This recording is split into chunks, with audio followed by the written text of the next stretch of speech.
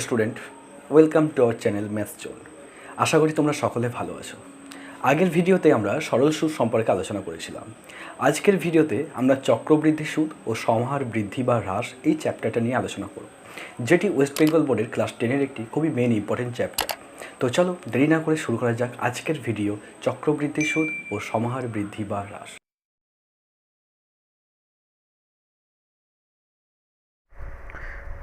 Hello student, আগের ভিডিওতে আমরা সরল সুদ সম্পর্কে আলোচনা করেছিলাম।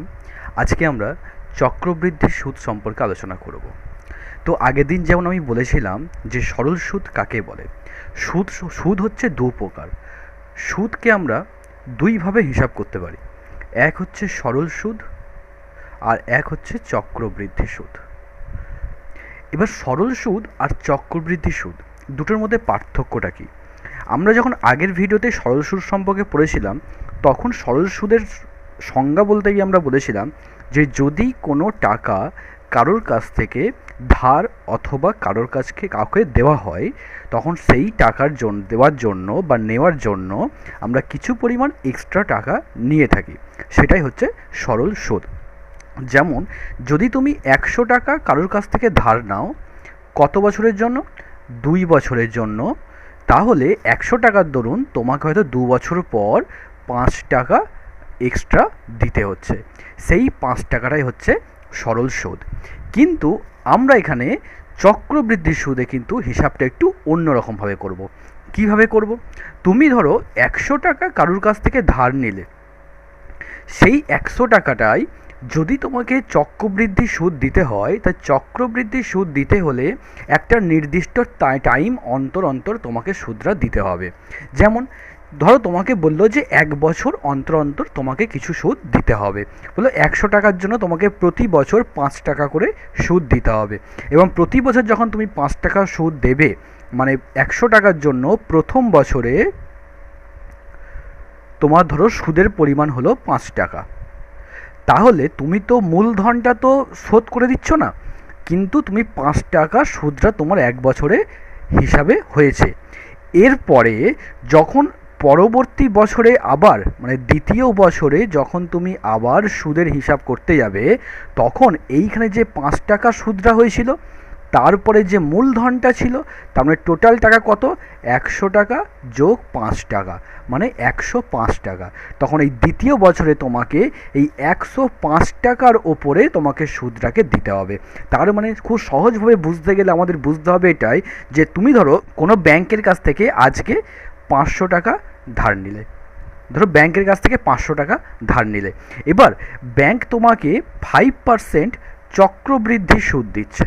তো 5% চক্রবৃদ্ধি সুদ দিচ্ছে মানে তোমাকে প্রতি বছর এই 5 টাকাটা, যে টাকাটা থাকবে তোমার অ্যাকাউন্টে, তার উপর এই 5% তোমাকে দিতে হবে। তাহলে এখন তোমার স্টার্টিংয়ে তোমার আছে কত অ্যাকাউন্টে? স্টার্টিংয়ে তোমার আছে 500 টাকা।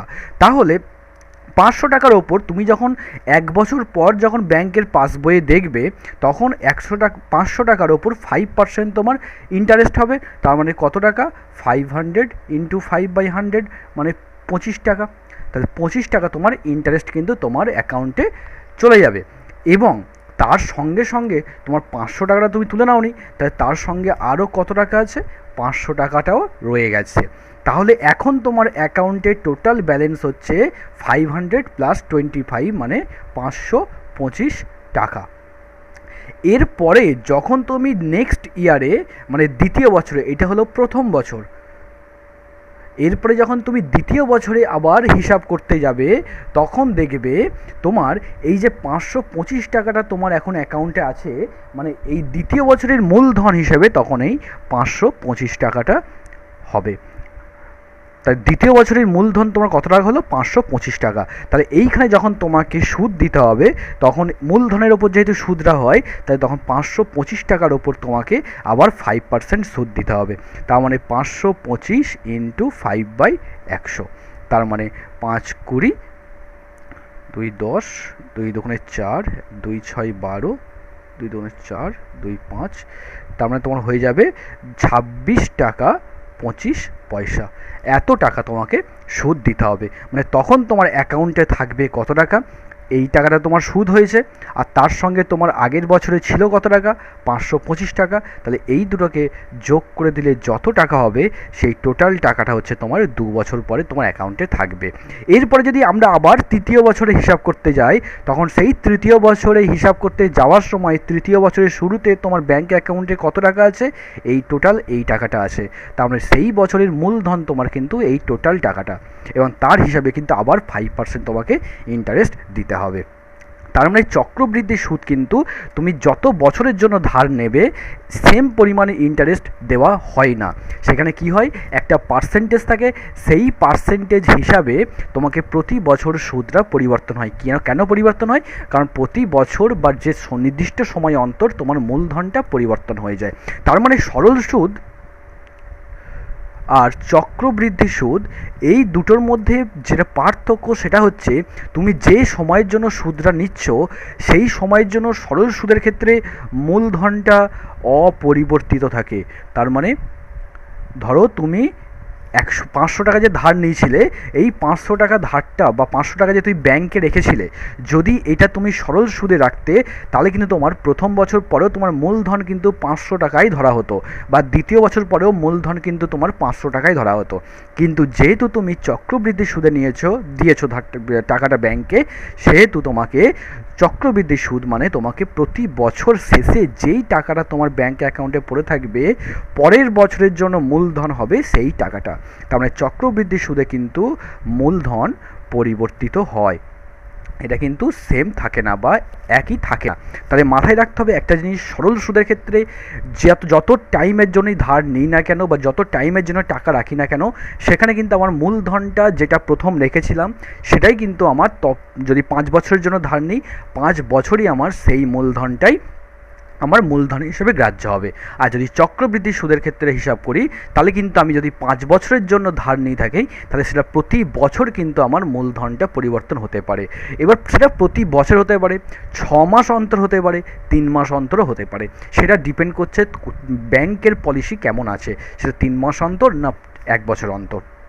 এবার চলে আসছি আমরা নেক্সট টপিকে, সেটা হচ্ছে চক্রবৃদ্ধি সুদ। আমি যেটা বললাম যে চক্রবৃদ্ধি সুদে যে মূলধনটা পরিবর্তন হয়, সেই মূলধন পরিবর্তনটা কতদিন অন্তর হয়।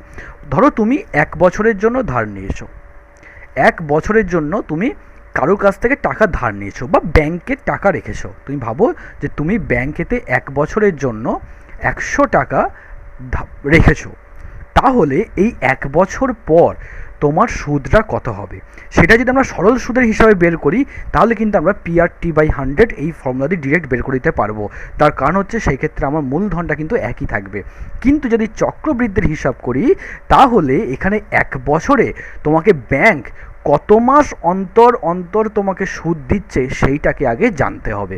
হয়তো দেখা গেল তোমাকে ব্যাংক 3 মাস অন্তর সুদ দিচ্ছে, 3 মাস অন্তর সুদ দিচ্ছে। তাহলে যদি 3 মাস অন্তর সুদ দেয়, তাহলে 1 বছরের মধ্যে আমি কটা ভাগ পাবো।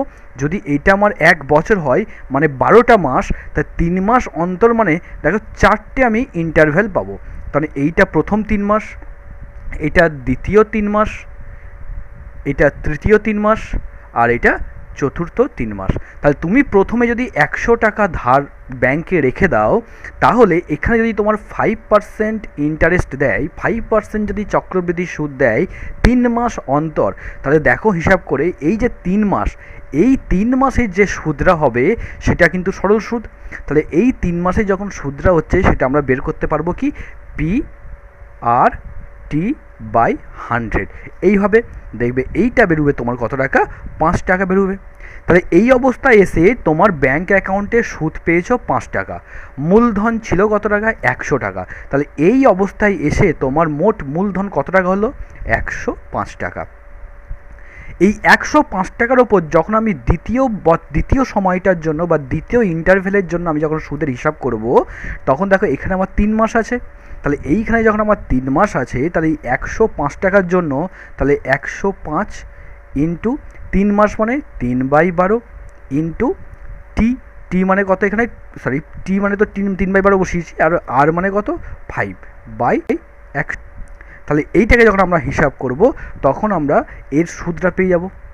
একই রকমভাবেই যখন আমরা তৃতীয় বছরে আসব তখন এর যেটা সুদ প্লাস 105, তাহলে এখানে আমার 105 প্লাস যে সুদটা পেয়েছিলাম সেটা হবে আমার তৃতীয় বছরের মূলধন। এবং তাহলে কী হচ্ছে, এখানে প্রথম বছরে মূলধন ছিল দেখো 100 টাকা, প্রথম যে ইন্টারভ্যালটা, দ্বিতীয় ইন্টারভ্যালের মূলধন ছিল কত 105 টাকা, এবং তৃতীয় যে ইন্টারভ্যালে তার মূলধন কিন্তু আবার চেঞ্জ হয়ে গেছে 105 টাকা প্লাস আগের ইন্টারভ্যালের সুদরা। সেমভাবে চতুর্থ যে ইন্টারভ্যালটা বের করব এটার ক্ষেত্রে কিন্তু এই মূলধনটা থাকবে প্লাস এই আগের ইন্টারভ্যালের যে সুদটা হবে সেটাও এখানে যোগ হয়ে যাবে। তার মানে এখানে আমরা কী পাচ্ছি, প্রতিটা ইন্টারভ্যালে কিন্তু আমার এখানে মূলধনের পরিমাণটা কিন্তু পরিবর্তন হচ্ছে। এটাই হচ্ছে চক্রবৃদ্ধি সুদ। কিন্তু যদি আমরা 100 টাকায় একবারে যদি 1 বছরের জন্য সুদ বের করে দিতাম তাহলে কিন্তু আমরা 5% হিসাবে টোটাল 5 টাকায় সুদ পেতাম।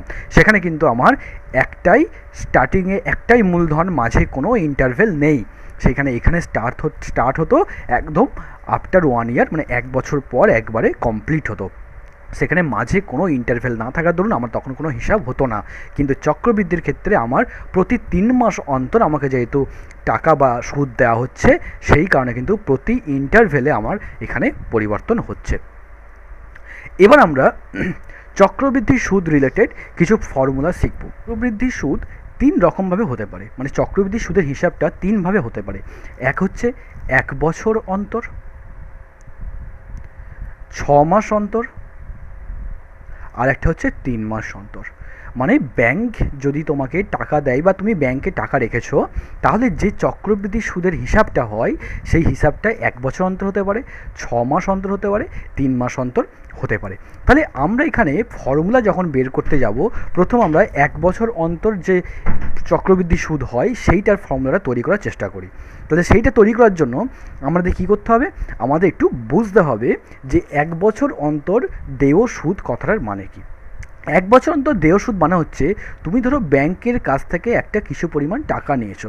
ধরো সাপোজ তুমি প্রথমে স্টার্টিংয়ে ব্যাংকের কাছ থেকে পি পরিমাণ টাকা নিয়েছো, কত পার্সেন্ট সুদে, R% সুদের হারে, সময় কত দিনের জন্য, টি সময়ের জন্য। তাহলে এই যে টি সময়ের জন্য নিয়েছো সেটা হতে পারে 5 বছর, 2 বছর, 1 বছর, 3 বছর, যা খুশি হতে পারে। সেই যে সময়টার জন্য নিয়েছো সেইটাকে আমরা কতগুলো ইন্টারভ্যালে ভাগ করব। সেটা কীরকম ইন্টারভ্যালে, আমি যদি 1 বছর অন্তর হিসাব করি, তাহলে তুমি যদি 5 বছরের জন্য ধার নিয়ে থাকো তাহলে তোমাকে সেখানে 5টা ইন্টারভ্যাল করতে হবে। তুমি যদি 3 বছরের জন্য ধার নিয়ে থাকো তাহলে তোমাকে 3টে ইন্টারভ্যাল করতে হবে। তুমি যদি 2 বছরের জন্য নিয়ে থাকো তোমাকে 2টো ইন্টারভ্যাল করতে হবে। তাহলে আমি যদি 1 বছর অন্তর, মানে এখান থেকে ধরো এখানে এসে আমরা 1 বছর কমপ্লিট হচ্ছে, তারপর এখান থেকে এটা আবার দ্বিতীয় বছর কমপ্লিট হচ্ছে, তারপরে আবার 3 বছর কমপ্লিট হচ্ছে। এইভাবে কিন্তু পরপর বছরগুলোকে আমরা এরকম ইন্টারভ্যালে ভাগ করতে পারি। তাহলে আমি বলেছি প্রথমে তুমি পি টাকা ধার নিয়েছো কত সুদে, R% সুদের হারে, আর সময়টা হচ্ছে কত টি। তাই যখন এই ইন্টারভ্যালের জন্য আমরা হিসাব করব, তখন আমার এখানে দেখো প্রথম বছরের জন্য যখন আমি হিসাব করছি, তাহলে প্রথম বছরের ক্ষেত্রে আমাদের মূলধনটা কত টাকা, আমাদের মূলধন হচ্ছে পি, সুদের হার কত টাকা, সুদের হার কত R%, আর সময়টা কত, সময়টা এখানে টিটা কিন্তু সময় হবে না, আমার যেটা প্রথম বছরের জন্য, মানে এখান থেকে এই পর্যন্ত আমি সুদরা বের করছি, তাহলে এখান থেকে এই পর্যন্ত সময়টা কত 1 বছর। তাহলে আমার সময় এখানে কত 1 বছর। তাহলে আমি এখানে মূলধন পেয়েছি, সুদের হার পেয়েছি, আর সময় পেয়েছি। তাহলে আমরা সুদের পরিমাণ হিসাব করি। তাহলে সুদের পরিমাণ কত হবে, তাহলে সুদের পরিমাণ হবে, আমরা কি জানি, P into R into T by 100। তাহলে এখানে আমার কি আছে, পি মানে পি, আর মানে কি ছোটো হাতের আর টি মানে কত আছে 1 বাই কত 100। তাহলে হিসাব দেখো ভালো করে এখানে বুঝে একটু, যে প্রথম বছর পর আমরা সুদটা পেলাম কত পি আর বাই 100, তার সঙ্গে এই বছর আমার মূলধন কত টাকা ছিল, পি ছিল। তাহলে যখন আমি দ্বিতীয় বছরের জন্য আমি হিসাব করতে যাব, তখন দ্বিতীয় বছরের যে শুরুটা হচ্ছে সেই শুরুতে তোমার ব্যাঙ্ক অ্যাকাউন্টে কত টাকা আছে, P R by 100 plus P, এই টাকাটা তোমার ব্যাঙ্ক অ্যাকাউন্টে আছে। যখন দ্বিতীয় বছরের জন্য হিসাব করতে যাব তখন দেখো আমার মূলধনটা হচ্ছে কিন্তু এইটা পরিমাণ টাকাটা। তাহলে আমরা এবার দ্বিতীয় বছরের হিসাব করে দেখি। তাহলে দ্বিতীয় বছরের ক্ষেত্রে, তাহলে দ্বিতীয় বছরের ক্ষেত্রে তোমার দেখো মূলধনটা কত টাকা, দ্বিতীয় বছরের ক্ষেত্রে মূলধনটা হচ্ছে পি, আগে ছিল পি, আর সুদটা হয়েছে কত, পি আর বাই 100। তাহলে এখান থেকে আমরা যদি পি কমন নিয়ে নিই, হচ্ছে দেখো 1 প্লাস আর বাই 100। এটা হচ্ছে আমার কি দ্বিতীয় বছরের ক্ষেত্রে মূলধন। সুদের হারটা কত, সুদের হারটা আমার একই আছে, সেটা কত, আর %। আর সময়টা কত, সময়টা সেই একই রকম, দ্বিতীয় বছর, তার দ্বিতীয় বছরের জন্য সময়টা সেই 1 বছরই, এখান থেকে এই ইন্টারভ্যালটার সময় কত, 1 বছর। তাহলে এখানে আমার সময়টা হচ্ছে 1 বছর। তাহলে এই ক্ষেত্রে আমরা যদি সুদের পরিমাণ হিসাব করে থাকি, তাহলে সুদ হবে কত টাকা, একই রকম আমার ফর্মুলা ছিল কি, P into R into T by 100। তাহলে এখানে পি মানে কত, P into 1 plus R by 100 into R মানে কত, ছোটো হাতের আর, টি মানে কত 1 আর বাই 100, তাহলে বাই 100। তাহলে এখানে হচ্ছে কত, P into 1 plus R by 100 into R by 100। তাহলে এইটা হচ্ছে আমার কিন্তু সুদের পরিমাণ। এবার তাহলে এটা দ্বিতীয় বছরের সুদ হচ্ছে এই পরিমাণ টাকাটা।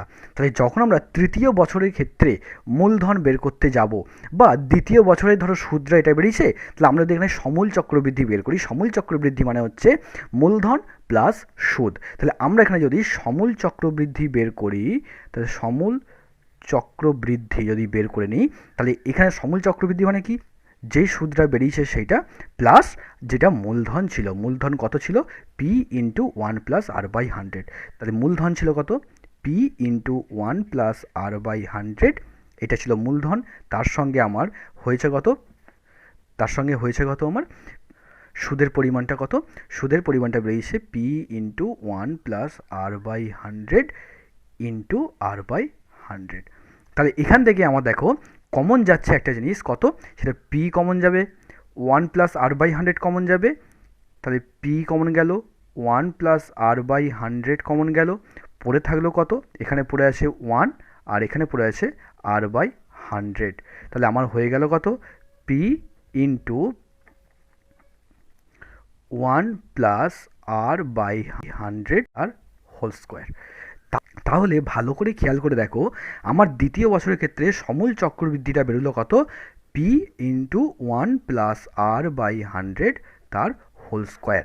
আর প্রথম বছরের ক্ষেত্রে যদি আমরা সমূল চক্রবৃদ্ধিটা বের করতে চাই, তাহলে এখানে কত বেরিয়েছিল আমার, এই যেটা বেরিয়েছিল এটাই তো প্রথম বছরের সমূল চক্রবৃদ্ধি। তাহলে প্রথম বছরের সমূল চক্রবৃদ্ধিটা হচ্ছে আমার কত, P into 1 plus R by 100। তাহলে প্রথম বছরের ক্ষেত্রে এখানে আর বাই 100, তার মাথায় পাওয়ারটা আছে কত, 1। যখন দ্বিতীয় বছরে আমি হিসাব করেছি তখন পাওয়ারটা হয়েছে কত, 2।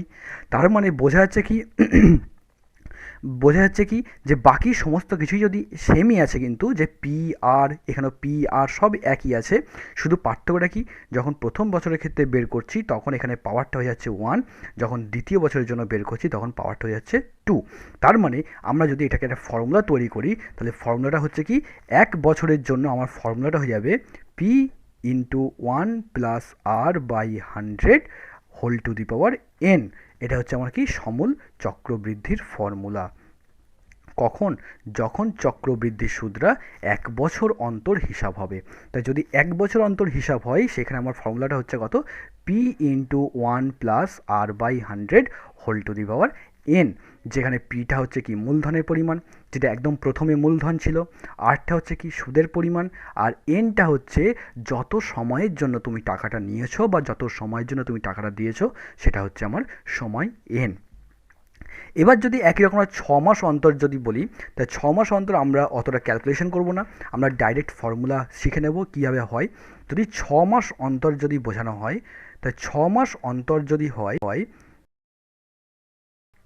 এইখানে আমরা যেমন আগেরটাই করলাম কি, P into 1 plus R by 100 whole to the power n।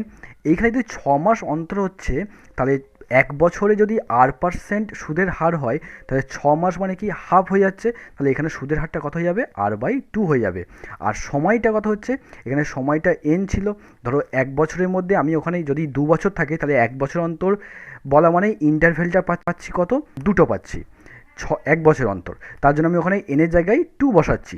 কিন্তু যদি আমার এখানে 6 মাস অন্তর বলা হয়, তাহলে ইন্টারভ্যালটা আমি কটা পাবো, 4টে পাবো। তাহলে তার মানে যেটা আমি ওখানে 2 বছর লিখছিলাম, তাই 2টাকে আমরা কি লিখবো, 2 ইন্টু n লিখবো।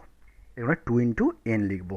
কেন লিখবো? তার কারণ হচ্ছে এনটা যদি 2 বছরের জন্য যদি বার্ষিক যখন 1 বছর অন্তর হিসাব হচ্ছিল তখন আমাকে যে ইন্টারভ্যালটা ছিল, মানে ভালো করে বোঝো এখানটায়, যদি আমার 1 বছরের জন্য থাকে, 1 বছর অন্তর যদি সুদ হিসাব হয় আর এটা যদি 2 বছর টাইম হয়, সেখানে আমার দুটো ইন্টারভ্যাল হচ্ছে। আর যদি তাহলে এন এর মান 2, আর যদি আমি 6 মাস অন্তর হয় তাহলে সেখানে 4টে হয়ে যাচ্ছে, তার মানে কি এর সঙ্গে আরও 2 ইন্টু হয়ে যাচ্ছে। তার জন্য আমার এখানে এনটা কত হয়ে যাচ্ছে, 2n করে দেবো। তাহলে এখানে আমার হচ্ছে কত, p × 1 প্লাস, তাহলে 6 মাস অন্তর হিসাব করতে গেলে আর এর মানটা হয়ে যাচ্ছে কত, r/2 বাই 100, আর এন এর মানটা হচ্ছে কত, এন এর মানটা হয়ে যাচ্ছে কত, 2n। তার মানে যদি সোজা হিসাবে লিখি আমরা এটাকে লিখবো p × 1 plus r/200 whole to the power 2n।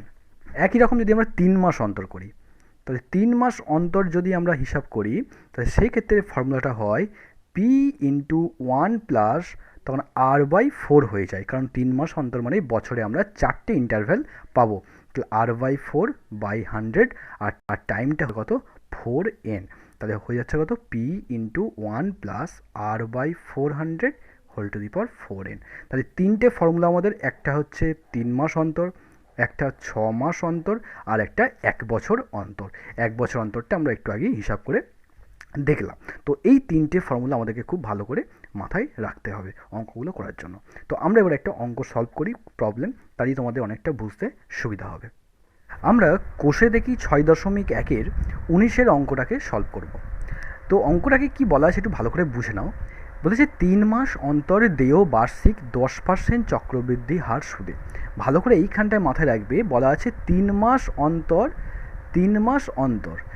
3 মাস অন্তর যখনই বলেছে তখনই তোমার মাথার মধ্যে ফর্মুলা একটাই আসবে, সেটা হচ্ছে কি, সমূল চক্রবৃদ্ধি সমান হচ্ছে p × 1 plus r/400 whole to the power 4n। এটা হচ্ছে আমার 3 মাস অন্তর যদি দেয় সুদ হয়, তাহলে সেক্ষেত্রে সমূল চক্রবৃদ্ধি মানে মূলধন প্লাস চক্রবৃদ্ধি সুদের পরিমাণ, সেটা হয় কি p × 1 plus r/400 whole to the power 4n, যেটা আমরা একটু আগে আলোচনা করলাম। আর কি বলা আছে, বার্ষিক 10% চক্রবৃদ্ধি হার সুদে এত টাকার 9 মাসের চক্রবৃদ্ধি সুদের পরিমাণ হিসাব করে লেখো। তাই তোমাকে চক্রবৃদ্ধি সুদের পরিমাণটা বের করতে হবে। কি কি দেওয়া আছে, তাহলে এটা তো সমূল চক্রবৃদ্ধি মানে মূলধন প্লাস সুদ। তাহলে মূলধন প্লাস সুদ, এখান থেকে যদি আমি মূলধনটাকে বাদ দিয়ে দিই তাহলে কিন্তু আমাদের চক্রবৃদ্ধি সুদের পরিমাণটা বেরিয়ে যাবে। তাহলে এখানে কি কি দেওয়া আছে সেটাকে আগে বুঝে নাও। সুদের হার, প্রথমে মূলধন পি এর মান দরকার আমার, তাহলে মূলধন দেওয়া আছে নাকি দেখে নাও। তাহলে মূলধন পি দেখো দেওয়া আছে কত, 6,250 টাকা। তাহলে 6,250 টাকা। সুদের হার কত টাকা দেওয়া আছে, সুদের হার দেখো দেওয়া আছে আর সমান 10%। আর সময়টা কত দেওয়া আছে, সময়টা দেখো দেওয়া আছে 9 মাস। কখনোই যেন 3 মাস সময়টা বসিও না, 3 মাস অন্তর দেও মানে হচ্ছে আমাকে এইটার জন্য আমাকে বুঝতে হবে যে কোন ফর্মুলাটা আমি অ্যাপ্লাই করবো। এটা কিন্তু কোনো সময় নয়, সময়টা হচ্ছে কত দিনের জন্য তুমি চক্রবৃদ্ধি সুদটাকে বের করছো, সেটা হচ্ছে সময়। তাহলে সময়টা কিন্তু টি সমান হয়ে যাচ্ছে 9 মাস, মানে 9/12 বছর। সব সময় আমরা বছরে পরিবর্তন করে নেব। তাহলে 9/12 বছর মানে হচ্ছে 3 × 9, 3 × 4 = 12, মানে 3 × 4 বছর।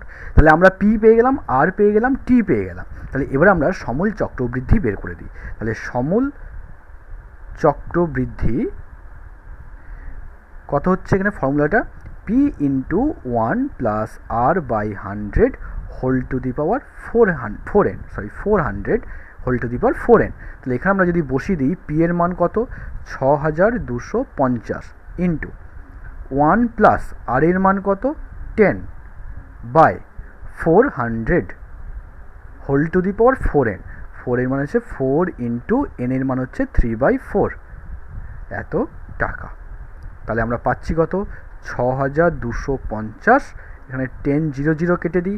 চক্রবৃদ্ধি সুদে যেটা মেন ইম্পর্টেন্ট একটা জায়গায় সব থেকে ভুল হয় সেটা হচ্ছে ক্যালকুলেশন। সো তোমরা ক্যালকুলেশন খুব ভালো করে খেয়াল করে দেখবে, যে যখন দেখবে ভেতরে এই জায়গাটায় কাটাকুটি হবে, সবসময় এই জায়গাটায় কাটাকুটি করে দেওয়ার চেষ্টা করবে, তাতে কী হয়, অঙ্কটা অনেকটা ছোট হয়ে যায়।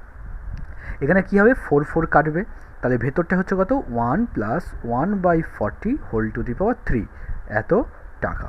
তাহলে সমান 6,250 ইন্টু 41/40, এটা দেখো 41/40, তার হোল কিউব হয়ে যাবে এত টাকা। তাহলে 6250 ইন্টু 41/40 ইন্টু 41/40 ইন্টু 41/40। তো এইটাকে আমি 0 কাটছি, আর কিছু দিয়ে কাটাকুটি হবে না। তোমরা দেখবে এইটার সঙ্গে ওপরেগুলোকে গুণ করবে, তারপরে 4 ইন্টু 40 ইন্টু 40 দিয়ে ডিভাইড করবে, তাহলে দেখবে তোমার অ্যান্সারটা আসবে এখানে 6730.57 প্রায়। এটা অ্যাকচুয়াল ভ্যালু আসবে না, 0.566 এরকম সামথিং আসবে। তো আমরা এখানে প্রায় দশমিকের পর দুটো ঘর নেব, দিয়ে প্রায় হিসেবে লিখে দেব। তো এবার আমরা এটা সমূল চক্রবৃদ্ধি পেয়ে গেলাম। তাহলে আমাকে বের করতে বলেছিল কি চক্রবৃদ্ধির সুদের পরিমাণ। তাহলে সুদটা কত হবে? তাহলে অতএব চক্রবৃদ্ধি সুদের পরিমাণ কি হয়? সমূল চক্রবৃদ্ধি মাইনাস মূলধন। তাহলে সমূল চক্রবৃদ্ধি বেরিয়েছে কত? 6730 টাকা 57 পয়সা। এত মাইনাস কত টাকার? আমার মূলধন ছিল কত? 6250 টাকা। তাহলে 6250 টাকা, তাহলে সমান হচ্ছে কত টাকা আমার? এটাকে বিয়োগ করলে হচ্ছে 480.57 এত টাকা। এটাই হচ্ছে আমার অ্যান্সার। তাহলে এইখানে যেটা বোঝা জিনিস সেটা হচ্ছে বুঝতে হবে একটাই, যে কত মাস অন্তর বলা হয়েছে। যত মাস অন্তর বা 1 বছর অন্তর, 3টে কেস 3 মাস অন্তর, 6 মাস অন্তর আর 1 বছর অন্তর, সবসময় তোমার অঙ্কে বলে দেওয়া থাকবে। যদি কোশ্চেনে কত মাস অন্তর বলে দেওয়ার নাকে, তখন তোমাকে বুঝে নিতে হবে যে এটা 1 বছর অন্তর কথা বলা হয়েছে। তখন আমরা P × 1 + R/100 n এই ফর্মুলাটা অ্যাপ্লাই করব। আচ্ছা, এটা হলো তোমাদের চক্রবৃদ্ধি সুদের চ্যাপ্টারের আমি একটা অঙ্ক এক্সাম্পলই দেখালাম। তোমরা আশা করি বাকি অঙ্কগুলো সব পারবে। এবার আমরা চলে যাব চক্রবৃদ্ধি সুদের সঙ্গে আরেকটি চ্যাপ্টার, আরেকটি এক্সারসাইজ আছে, আরেকটি এক্সারসাইজ যেটা সমাহার বৃদ্ধি বা হ্রাস বলা হয়, সেই এক্সারসাইজটা এবার আমরা করব। তো এইটার সঙ্গেই, এই এক্সারসাইজটার সঙ্গে চক্রবৃদ্ধি সুদের কি সম্পর্ক? তো কথাটা হচ্ছে সম্পর্ক অনেকটাই, শুধু পার্থক্য একটাই, সেটা চক্রবৃদ্ধি সুদের টাকার পরিমাণ হিসাব করা হয়, সুদের পরিমাণ হিসাব করা হয়, আর সমাহার বৃদ্ধি বা হ্রাসে সুদের পরিমাণ নয়, কোনো কিছু সংখ্যা হিসাব বা কোনো কিছুর দামের হিসাব, এরকম হিসাবগুলো করা হয়। যেমন তোমাদেরকে আমি একটা এক্সাম্পল দিচ্ছি। ধরো আজকে কোনো একটা মেশিনের দাম, ধরো এটা একটা মেশিন, আজকে কোনো একটা মেশিনের দাম হয়তো দেখা গেল 5000 টাকা। এই মেশিনটা হয়তো দেখা যাচ্ছে প্রতি বছর 10% হিসাবে দাম কমতে থাকে, 10% দাম কমে, 10% হারে দাম কমে। তাহলে এই বছরে ছিল 5000 টাকা, তাহলে 1 বছর পর 10% কমবে। তো 10% কমা মানে কত টাকা কমবে? 500 টাকা কমে যাবে। তাহলে 500 টাকা কমে গেলে তখন হয়ে যাচ্ছে কত টাকা? 5000 বিয়োগ 500, তার মানে 4500 টাকা দাম হচ্ছে কতদিন পর? 1 বছর পর। ঠিক তার আবার 1 বছর পর তোমার দামটা কী হবে? আবার কমবে কত? 5%, 10% আবার কমবে। তাহলে এর 10% কমা মানে কত কমবে? 450 টাকা কমবে। তার মানে 4500 টাকা দাম ছিল কত আগের বছরে, সেখান থেকে কত? 450 টাকা মাইনাস, তাহলে 0.504, 4050 টাকা। তাই 4050 টাকা তখন তোমার দ্বিতীয় বছর পর দাম হচ্ছে। তাহলে চক্রবৃদ্ধি সুদের ক্ষেত্রে আমরা কী পড়েছিলাম? যেই বছরে তুমি টাকাটা দিচ্ছ, সেই বছরের টাকার পরিমাণটা পরের বছরে ওই হারে তুমি সুদ পাবে, সেটা কত? এই 500 টাকাটা। সেই সুদটা নিয়ে তোমার যে মূলধনটা হচ্ছে, পরের বছরে তোমার মূলধনটা হচ্ছে সেই পরিমাণটা। মানে এখানে যে পরিমাণ টাকাটা তোমার ব্যাংকে রয়ে যাচ্ছে, সেটা হচ্ছে পরের বছরের জন্য মূলধন। মানে এইখানে যে দামটা কমছে সেটা কিন্তু এই টাকাটার ওপরে। এটাই হচ্ছে চক্রবৃদ্ধির সঙ্গে সমাহার বৃদ্ধির একটা সম্পর্ক। যে এবার চক্রবৃদ্ধি সুদে কী হয়? সুদের পরিমাণটা বাড়ে, কখনো কমে না। কিন্তু সমাহার বৃদ্ধি বা হ্রাসে কমতেও পারে, বাড়তেও পারে। তার জন্য কমার জন্য আমরা এখানে মাইনাস করছি, আর যদি বৃদ্ধি হয় তাহলে আমরা প্লাস করব। এখানেও ফর্মুলা আমার সেই একই রকম ফর্মুলা। যদি 3 মাস অন্তর বলা হয় তাহলে যেরকম 3 মাসের ফর্মুলা বলেছি, যদি 6 মাস অন্তর বলে 6 মাসের অন্তর যেরকম ফর্মুলা আমরা করেছি, এবং 1 বছর অন্তর বলে 1 বছর অন্তরের ফর্মুলা করেছি। তো 1 বছর অন্তর বললে আমরা নর্মালি এখানে 1 বছরই থাকে। 1 বছর অন্তরের ফর্মুলা হচ্ছে কি আমাদের 1 + R/100 whole to the power n। এটা হচ্ছে কি একদম দামটা শেষে যে, মানে এখানে যদি আমরা এই ফর্মুলাটা অ্যাপ্লাই করি, ধরো এখানে 2 বছর পর বলা হয়েছিল, এখানে হচ্ছে এইটা হচ্ছে পি এর মান, এইটা হচ্ছে কার? আর এর মান। টাইমটা কত? টি সমান 2 বছর, টি সমান 2 বছর, আর যেটা P into 1+r/100 whole to the power n করে বেরোবে সেটা হচ্ছে কত 4050 টাকা। তাহলে এখানে প্লাস হবে, এখানে এবার একটা কথা বলি, এখানে প্লাস আমরা চক্রবৃদ্ধি সুদের ক্ষেত্রে আমরা প্লাস করেছিলাম, এখানে কিন্তু মাইনাসও হতে পারে। যেমন আমরা এখানে মাইনাস করছিলাম, সুদের ক্ষেত্রে আমরা কী করছিলাম, এগুলোর সঙ্গে প্লাস করছিলাম। যদি হ্রাস বলা হয়, তা হ্রাস মানে কি, কমে যাওয়া। হ্রাস বললে আমাদের ফর্মুলা হবে 1 - r/100 whole to the power n। আর যদি বৃদ্ধি বলা হয় তাহলে হবে p into 1+r/100 whole to the power n। এবার আমরা একটা অঙ্ক বা এক্সাম্পল একটা সলভ করি, তাহলে আমরা বুঝতে পারবো। যেমন তোমাদের কোষে দেখি 6.2-এর 15 অঙ্কটা, যেটা লাস্ট একটা অঙ্ক, খুবই ইম্পর্টেন্ট এটা অঙ্কটা, পরীক্ষায় আসে। ধূমপান বিরোধী প্রচারের ফলে প্রতি বছর ধূমপায়ী সংখ্যা এত হারে হ্রাস পায়। এই জায়গাটা তোমাদের ভালো করে খেয়াল রাখতে হবে যে হ্রাস পাচ্ছে না বৃদ্ধি পাচ্ছে। তাহলে এখানে হ্রাস পাচ্ছে কত বছর অন্তর, প্রতি বছর। এখানে কিন্তু 3 মাস অন্তর বলেনি, 6 মাস অন্তর বলেনি, প্রতি বছর বলেছে। তাহলে এখানে আমরা কোন ফর্মুলা অ্যাপ্লাই করব, P into 1 - r/100 whole to the power n, কারণ এখানে হ্রাস পাওয়ার কথা বলা হয়েছে। বর্তমানে কোনো শহরে 33,750 জন ধূমপায়ী থাকলে, বর্তমানে মানে এখন, তাহলে সবসময় মাথায় রাখবে বর্তমান মানে হচ্ছে তুমি এই জায়গাতে আছো, তাহলে এই জায়গাতে এখন তোমার হচ্ছে কতজন আছে, 33,750 জন আছে। দেখি বলেছে 3 বছর পূর্বে মানে আমাকে তাহলে পিছিয়ে যেতে হবে। তাহলে পূর্বে মানে আমাকে এখানে ধরো এইখানে 3 বছর পূর্বে হলো, তাহলে 3 বছর পূর্বে যদি আমার এই জায়গাটায় 3 বছর পূর্বে হয়, তাহলে এইখান থেকে এইটা হচ্ছে 3 বছর ওই শহরে কতজন ধূমপায়ী ছিল সেটা হিসাব করতে হবে। তাহলে এইখানে প্রথম কথা যে দুটো জিনিস দেখতে হয় ভালো করে, যে 33,750 হচ্ছে বর্তমান, আর এটা হচ্ছে পূর্বের। তাই দুটোর মধ্যে আগে কোনটা ফার্স্ট, প্রথম কোনটা, সেটা হচ্ছে 3 বছর পূর্বের জায়গাটা। সবসময় যদি পূর্বের জায়গাটাকে দেওয়া না থাকে সেটাকে আমরা প্রথমেই এক্স ধরে নেব। এবার এর সাপেক্ষে আমরা হিসাব করব।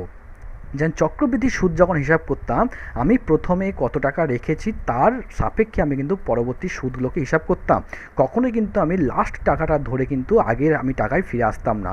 ঠিক এখানেও ঠিক সেরকম, প্রথম আমার 3 বছর আগের ঘটনাটা হচ্ছে প্রথম, তাহলে এখান থেকে আমরা এই দিকে যাব। তাহলে এখানে আমরা মূলধন আমরা ধরে নেব, বা মূলধন নয় 3 বছর, যেটা মূলধন বলি আমরা সুদের ক্ষেত্রে, এখানে আমরা কি 3 বছর পূর্বে ধূমপায়ীর সংখ্যা, তাই 3 বছর পূর্বে ধূমপায়ীর সংখ্যাটা আমরা ধরে নেব কত, এক্স। আচ্ছা, হ্রাস পাওয়ার হারটা কত টাকা, তাহলে আর সমান এখানে আমার দেওয়া আছে 6.14%, মানে হচ্ছে 25/4%। এটা হচ্ছে আর এর মান দেওয়া আছে। সময়টা কত দেওয়া আছে, সময়টা আমার দেওয়া আছে টি সমান 3 বছর।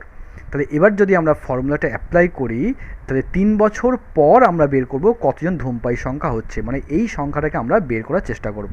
তাহলে 3 বছর পর ধূমপায়ীর সংখ্যা কত হবে, P into 1 - r/100 whole to the power n। তাহলে আমরা এখানে যদি বসিয়ে দিই পি এর মানটা কত, এখানে পি এর মানটা হচ্ছে এক্স, তাহলে এক্স ইন্টু 1 - আর এর মান কত, 25/4/100। এন এর মান কত, এন এর মান হচ্ছে 3। তাহলে এখানে আমরা কি পাচ্ছি, X into 1 - 25/400 whole to the power 3। তাহলে 25 দিয়ে আমরা যদি একে কাটাকুটি করি কত হবে, 25 দিয়ে কাটাকুটি করলে দেখবে 16 হবে। তাহলে হয়ে যাচ্ছে কত আমার, X into 1 - 1/16 whole to the power 3। তার মানে এটা পেয়ে যাচ্ছি আমি এক্স ইন্টু 15/16 তার হোল কিউব, এটা আমরা পাচ্ছি। তাহলে 3 বছর পরে তো আমি এই সংখ্যাটাকে বের করলাম, আর আমার কোশ্চেনে দেওয়া ছিল 3 বছর পরে ধূমপায়ী সংখ্যা হবে কত, 33,750 জন। তাহলে আমরা প্রশ্নানুসারে লিখতে পারি যে প্রশ্নানুসারে এক্স ইন্টু 15/16 তার হোল কিউব ইকুয়াল টু কত, 33,750। তাহলে এখান থেকে আমরা এক্স সমান যখন বের করব 33,750 ইন্টু এইটাকে আমরা ডান দিকে পাঠিয়ে দেবো। তাই যেহেতু হোল কিউব ছিল 3 বার উল্টে ইন্টু করে দিই, তাহলে 16/15 16/15 ইন্টু 16/15। এবার যদি আমরা এটা কাটাকুটি করি, 5 দিয়ে কাটো প্রথমে, 5 3 = 15, 5 6 * 30, 5 7 * 35 2 5 5 তো 3 দিয়ে কাটলে 3 দুগুণে 6, 3 দুগুণে 6, 3 5 15 শূন্য। আবার 5 দিয়ে কাটলে 5 3 15, 5 4 20, 2 5 5 25 শূন্য। 3 দিয়ে কাটলে 3 15, আর 15 দিয়ে কাটলে 10। তাহলে হচ্ছে কত? 10 × 16 × 16 × 16, এই গুণটা করলে দেখবে আসবে 40,960 এত আসবে। তাহলে আমরা এক্সের মান পেয়ে গেলাম কত? 40,960, যেটা কিন্তু আমাকে কোশ্চেনে চেয়েছিল যে 3 বছর পূর্বে কতজন ধূমপায়ী সংখ্যা ছিল বা ধূমপায়ী সংখ্যা কত ছিল, সেটা হচ্ছে কিন্তু আমার কত? 40,960। তো আমাদের এটা হচ্ছে 6.2 বা 6.2-এর 15 অঙ্কটা। ওখানে এই টাইপের অঙ্ক অনেক পাবে, যেমন কোনো মেশিনের দাম বৃদ্ধি পাচ্ছে বা কোনো মেশিনের দাম হ্রাস পাচ্ছে। শুধু মাথায় রাখবে বৃদ্ধি বললেই আমরা ফর্মুলাতে প্লাস অ্যাপ্লাই করব, আর যদি হ্রাস বলে তাহলে মাইনাস অ্যাপ্লাই করব। আর সবসময় মাথায় রাখবে যে কোনটা প্রথমে আছে। এখানে যেমন আমার এক্সটা হচ্ছে প্রথম আর এটা হচ্ছে দ্বিতীয়, সবসময় প্রথমটাকে আমরা মূলধন ধরবো। তো আশা করি তোমাদের ভিডিওটা খুবই ভালো লেগেছে। আর যদি ভিডিওটা ভালো লেগে থাকে তাহলে লাইক করবে, কমেন্ট করবে, শেয়ার করবে। আর এখনও বলছি তোমরা সাবস্ক্রাইব করো চ্যানেলটিকে, যারা সাবস্ক্রাইব এখনও পর্যন্ত করোনি, এবং সাবস্ক্রাইব বাটনের পাশে যে নোটিফিকেশান বেল আইকনটি আছে সেটিকে প্রেস করে দাও, যাতে আমি যখনই ভিডিও আপলোড করব সঙ্গে সঙ্গে নোটিফিকেশান পাও এবং ভিডিওটি দেখার সুযোগ পাও। তো আশা করি তোমরা ভালো আছো এবং ভালো থাকো। এই লকডাউনের সময়ে পড়াশোনা খুব মন দিয়ে করো।